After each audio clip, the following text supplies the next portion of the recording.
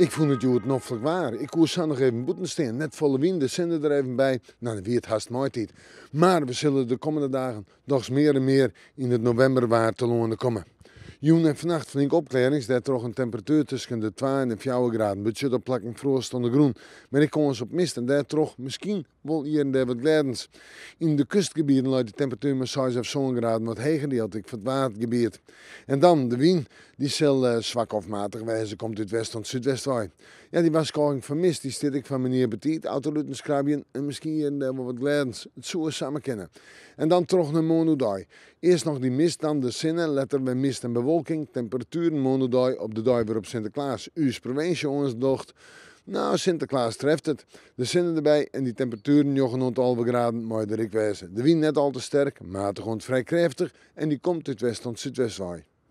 En die jongt in de nacht weer ons op mist en dan zetten we terug naar sneeuw. Een meest bewolkt waartype. Ik denk dat we droeg hadden, het spant er wel wat om 9,5 graden. En de wind, nou, die zal zwak of matig wezen, krijgt 2 uit zuid-eerst tot eerst. En dan terug naar de jongt en de nacht, nog altijd een kans op mist en we zetten op naar het fruitjoch.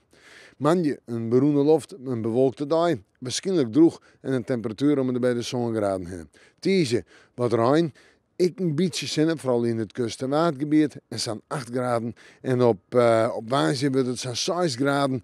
En dan hebben we bewolking. Hebben we misschien nog wel wat zinnen. Misschien nog wel een bui. En in de nacht 1 graad in de plus. We moeten morgen maar weer even in het Waasje.